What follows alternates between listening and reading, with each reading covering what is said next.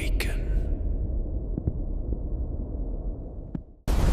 Welcome to Horror Exposure. Tonight's story was sent in by Jackson Reeves. He's a folklore collector and field reporter, traveling across the United States in search of terrifying, mysterious, and supernatural events.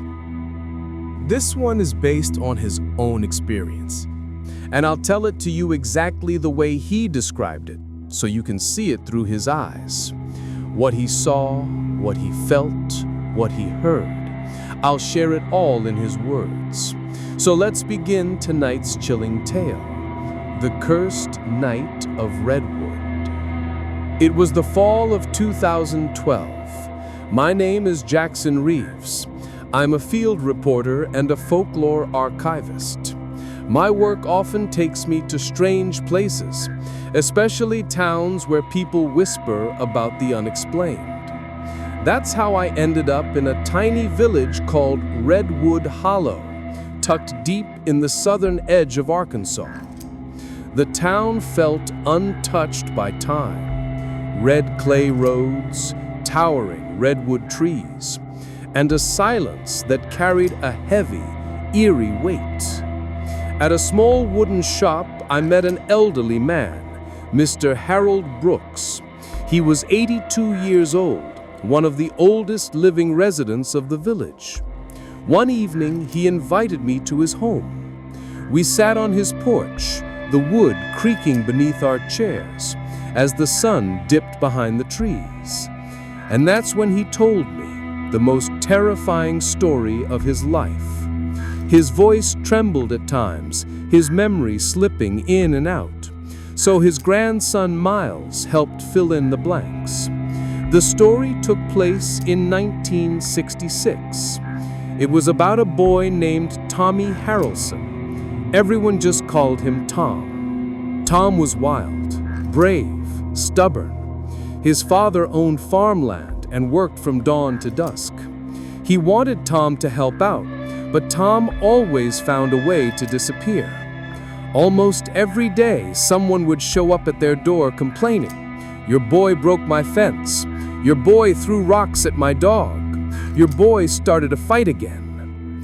One afternoon, Tom was playing with a group of kids. Things got heated, then physical, then violent. In a burst of rage, Tom grabbed a chunk of wood and struck another boy in the head. Blood poured. The boy collapsed. Word spread fast. Tom's father rushed the injured boy to the hospital. He apologized to the family. That evening, furious and ashamed, he beat Tom for the first time in his life. Then he told him to leave. Tom ran off, crying. His mother called out for him, searched the fields, but Tom never came home. Evening had fallen. Tom was seething with anger, storming past the edge of Redwood Hollow, walking farther and farther away. Darkness surrounded him, but under the moonlight, everything was strangely clear. His legs ached. Sweat soaked his shirt. At last, he stopped. On one side stretched the dense redwood forest. On the other, an empty field. No people, not even a stray dog or cat. In the moonlight, he saw it, a crumbling wooden structure. He moved closer. Up close, he realized it was an old chapel, abandoned decades ago. The walls were cracked, choked with weeds. The door was bound shut with rusted iron chains. Tom sank down beneath a redwood tree. Anger at his father, shame, hurt. He sat there alone until exhaustion pulled him into sleep. But his rest was shattered by a violent sound. The door rattled, as if something inside was clawing to get out. And then came the stench, rotting flesh. Tom bolted upright. Around the chapel, thousands of fireflies swirled in the night air.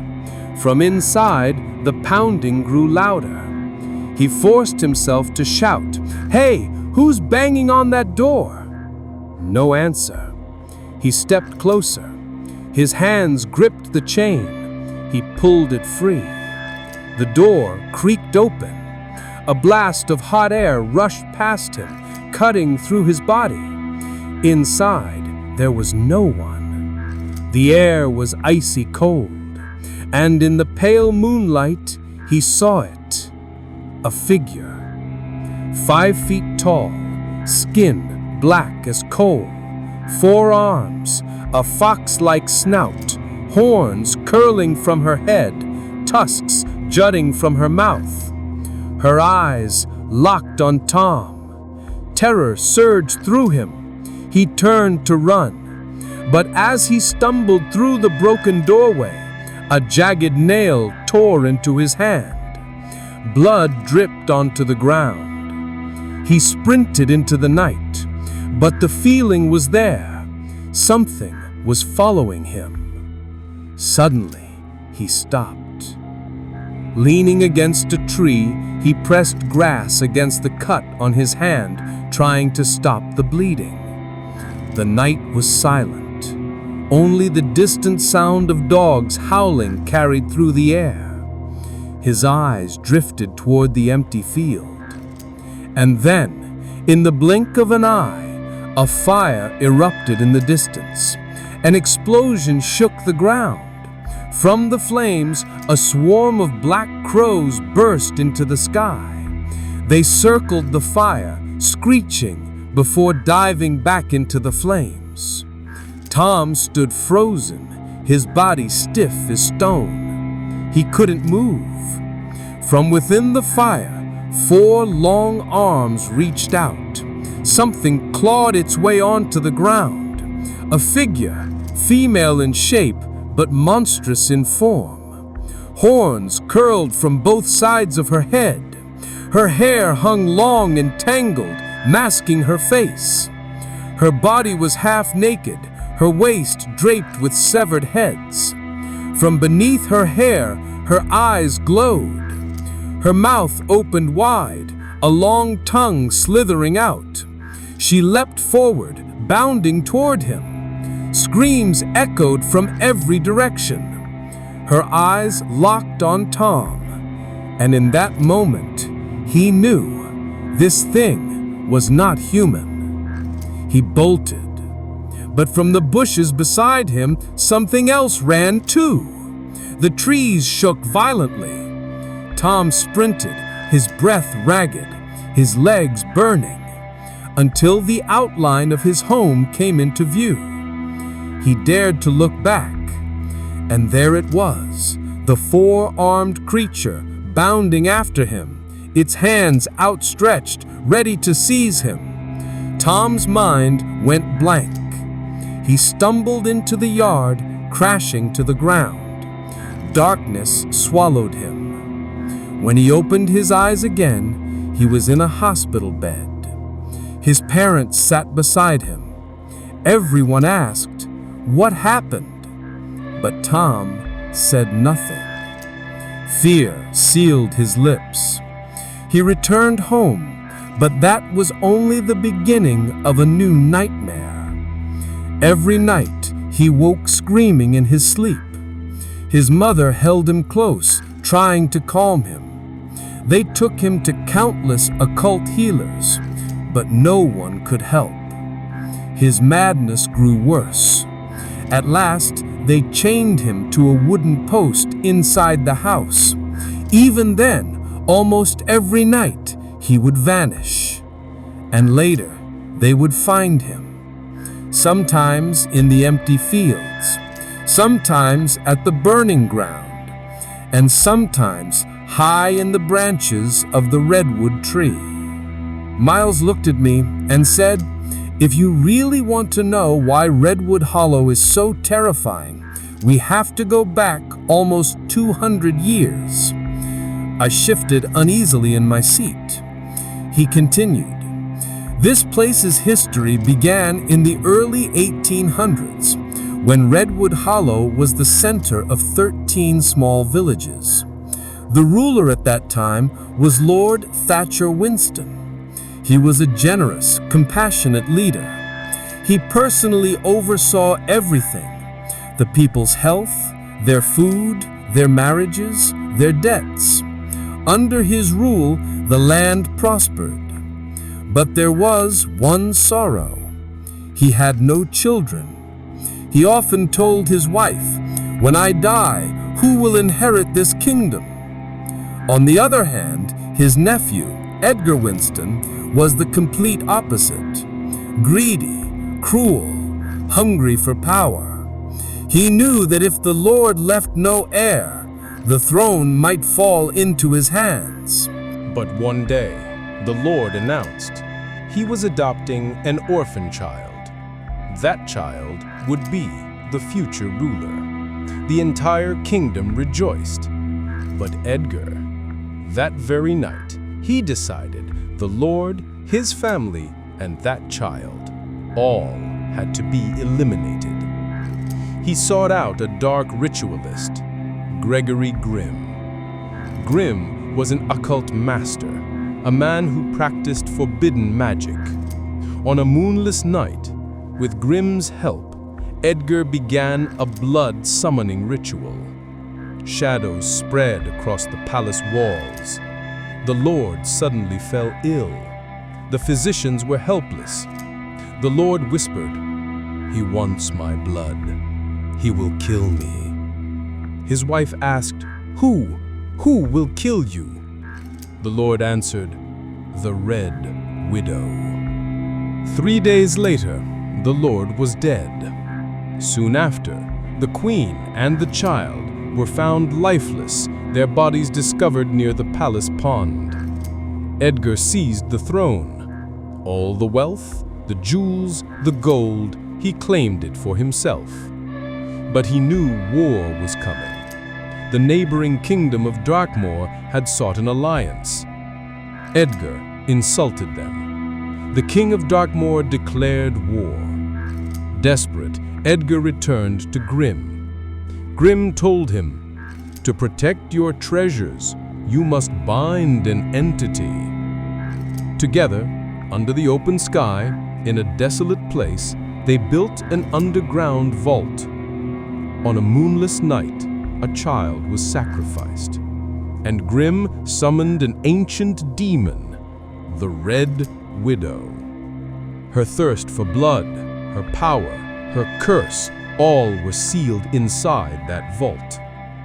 Above it, they built a chapel, and Grimm gave a warning. No one must enter this place. No one must pray here. This is only her resting ground. Miles continued. When Tom's family had no hope left, an elder in the village gave them advice. North of Redwood Hollow, in the mountain pass, there lives an occult healer. Once, he had the power to control dark forces. If anyone can help, it will be him. Tom's parents struggled through the rugged path until they finally reached the man. He was old, stubborn, mysterious. His name was Gregory Vance.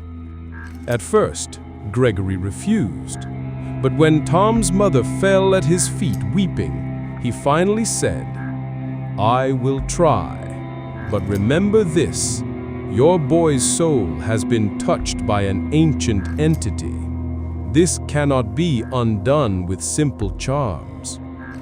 Gregory brought Tom to the sealed chapel, the very place where, long ago, the entity known as the Red Widow had been imprisoned. He told them, "Beneath this ground she sleeps, and your blood has awakened her." On the night of the new moon, a storm raged. Gregory began the ritual. At first, he tried to free the boy without summoning the entity, but he failed. Tom's body convulsed. His eyes burned red. From his mouth came guttural, inhuman sounds. Gregory then offered 4 goats in sacrifice, a blood offering.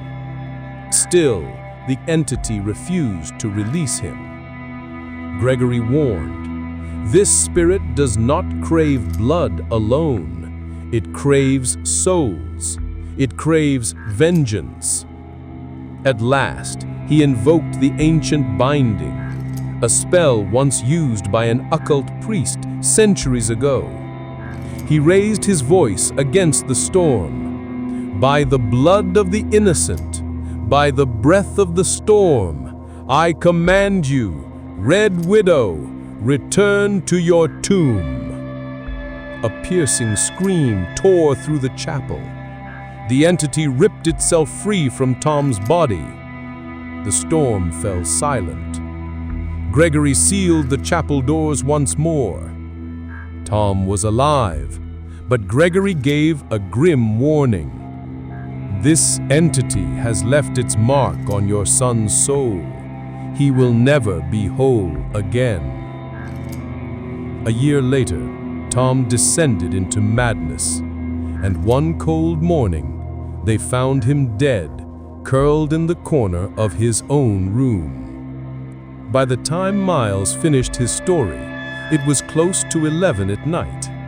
The full moon still hung over Redwood Hollow, but to me, it felt as if even that light was afraid. Miles sat in silence.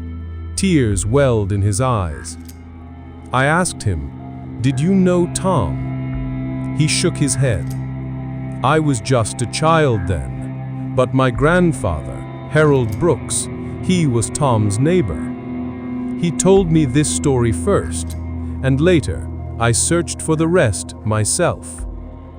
I sat quietly for a moment. Then I asked, "Have you ever been to the place where the Red Widow was bound?" Miles shook his head again. "No, no one goes there. We all know something is there. Something that sleeps, but not completely." I realized then, this wasn't just a story from the past. It was a living curse, still breathing in silence. The next morning, I set out to find the place myself. Through the dense redwood forest I walked, until I reached a broken wooden gate. Beyond it stood the ruins of a small chapel. The door was chained with rusted iron. I didn't dare go inside, but I knew this was the place. I stood there, frozen in the silence. No birds, no wind, only the heavy feeling that someone was watching me. I turned. No one was there, but every hair on my body stood on end. Slowly, I stepped back and left. That very night, I departed Redwood Hollow. But even now, when I close my eyes, I see Tom's face standing before that chapel door. His eyes filled with fear, with regret, and with a hollow emptiness. Miles had told me, even after Tom's death, sometimes on certain nights, people claim they see a shadow in the woods, 4 arms, long hair, and eyes burning like fire. I don't know if it's true, but I do know this. Some truths are far more terrifying than stories. And that night in Redwood Hollow was one of those cursed nights. You've been listening to The Cursed Night of Redwood, a true account sent in by Jackson Reeves. Dear listeners, if you have an unpublished true story, something no one has ever heard before, we want to hear it. Share your experience with us.